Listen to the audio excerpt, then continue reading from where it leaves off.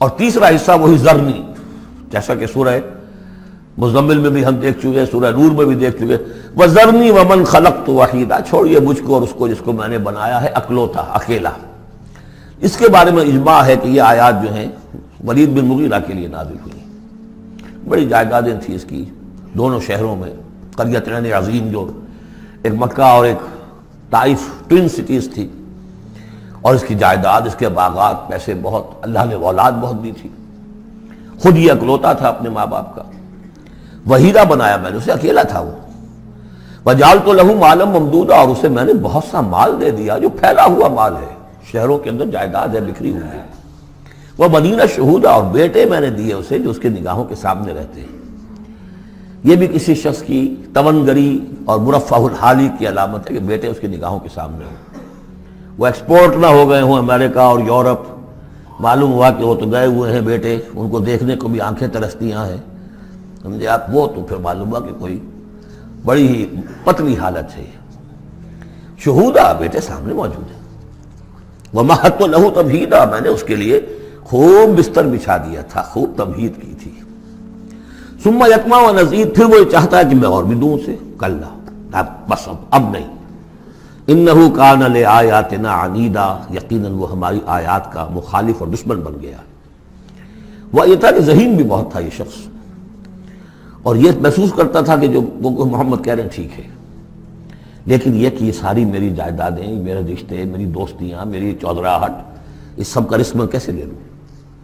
تو یہی وہ شخص ہے جو سب سے زیادہ کمپرومائز کے لیے آپ پر زور ڈالتا تھا کہ محمد اس طرح نہ کرو، کچھ نہ کچھ اپنی بات منوا لو، کچھ لوگوں کی مانو۔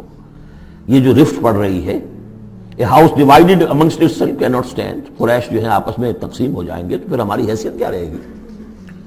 بہت مدبر انسان تھا، ایسا نہیں تھا کہ، تو یہ اس کی ساری ذہانت اور فطانت جو ہے، جس کو آپ ورلڈلی وائز کہتے ہیں، وہ بہت ذہین تھا اس اعتبار سے، اس دنیا کے حوالے سے۔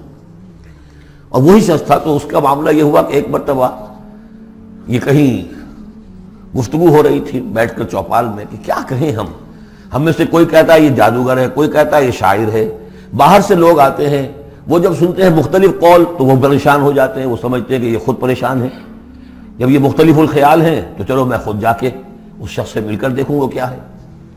تو اس سے بہتر یہ کہ ہم ایکا کریں، ایک بات کہیں۔ تو اب یہ کہ کیا کہیں، اس پر مسئلہ پیدا ہو گیا۔ تو اب یہ کہ یہ گیا تھا حضور کے پاس بات کرنے، اور وہاں انہیں کچھ اندیشہ ہوا کہ یہ تو کچھ اثر ہو گیا، معلوم ہوتا بدل گیا۔ یہ واپس آیا ہے، پوچھا کہ کیا خیال ہے، کیا ہم اسے کہیں کہ شاعر ہے؟ کہ نہیں، میں شاعروں سے مجھ سے خوب واقف ہوں، جو محمد کلام پیش کر رہے ہیں وہ شعر نہیں ہے، شاعر نہیں، کچھ اور چیز۔ اچھا ہم کاہن کہہ دیں انہیں؟ کہ نہیں نہیں، میری کاہنوں سے تعلقات ہیں، دوستیاں ہیں، میں جانتا ہوں کاہنوں کا کردار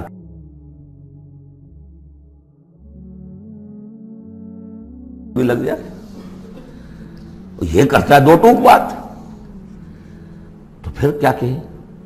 ان کو یہ سمجھ میں آیا کہ یہ تو گیا، اس پر تو جادو چل گیا محمد کا۔ لیکن اس نے جب تیور دیکھے تو کہا، یہ کہا جا سکتا ہے کہ یہ جادو ہے جو منقول ہے، پیچھے سے چلا آ رہا ہے۔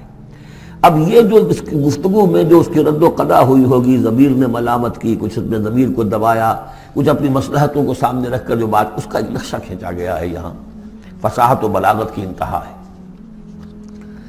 سأرهقه صعودا، میں اسے چڑھائی چڑھواؤں گا، وہ عذاب جو ہم پہلے بھی پڑھ چکے ہیں، یسلکہ عذابا صعدا، وہ عذاب کے جو جس کی سختی اور شدت بڑھتی چلی جائے۔ انہ فکر وقدر، اس نے غور کیا، کچھ اندازہ کیا کہ حق کو ماننے کا کیا نتیجہ نکلتا ہے، نہ ماننے کا کیا نتیجہ نکلتا ہے، وہ بیلنس بنا رہا ہے اپنے ذہن میں۔ انہ فکر وقدر فقتل کیف قدر، تو ہلاک ہو جائے، کیسا غلط اس نے اندازہ ٹھہرایا۔ ثم قتل کیف قدر، پھر ہلاک ہو جائے، کیسا غلط اندازہ ٹھہرایا۔ ثم نظر، پھر اس نے ذرا دیکھا، جیسے کہ کہہ رہا غور و فکر، لوگ دیکھیں غور و فکر کر رہا ہے۔ ثم عبس وبصر، پھر ذرا وہ اپنا منہ بسورا اور ماتھے کے اوپر بھی کچھ وہ بل لے آیا۔ ثم ادبر واستکبر، اور پھر ذرا اس نے تکبر کے ساتھ اپنی پیچھے کو مڑا۔ فقال ان ھذا الا سحر یؤثر، اس نے کہا نہیں بس ٹھیک ہے، یہ جادو ہے جو چلا آ رہا ہے، محمد کا کلام جو ہے جادو ہے، جادو اثر تو ہے۔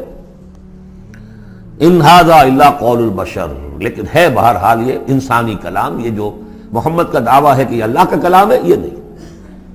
سأصلیہ سقر، اب اس پر جو اللہ کا غضب بھڑک رہا ہے، ان قریب میں اس کو ڈالوں گا آگ میں، وما ادراک ما سقر، اور تمہیں کیا معلوم کہ وہ سقر کیا ہے، لا تبقی ولا تذر، نہ باقی رہنے دے گی نہ چھوڑے گی، موت بھی نہیں آئے گی۔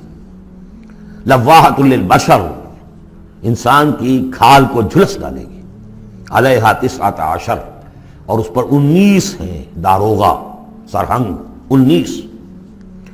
یہاں تک تو یہ یوں سمجھیے کہ اسی آہنگ میں بات چلی آ رہی ہے، وہی چھوٹی چھوٹی آیتیں، وہی انداز، وہی فلو۔ آگے بڑی طویل آیت آ گئی ہے، یہ بالکل سورہ مزمل کی طرح ہے۔ وہاں جو طویل پھر آیت آئی ہے جس پر کہ ایک پورا رکوع مشتمل ہے، وہ بعد میں نازل ہوئی ہے۔ تو یہ آیت بھی بعد میں نازل ہوئی ہے۔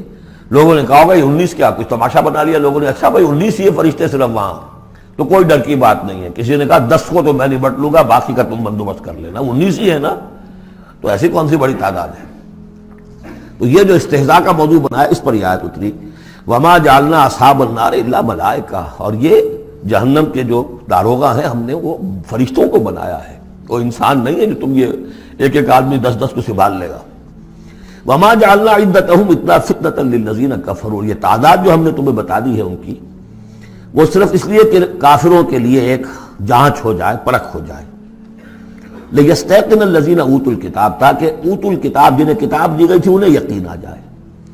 تو یہ روایت ترمذی ہے، ترمذی شریف میں روایت موجود ہے کہ یہ در حقیقت 19 کا عدد تورات میں موجود تھا، لہذا اہل کتاب کے لیے تو گویا کہ ان کے لیے ایک وہ یقین کرنے کی بنیاد بن گئی۔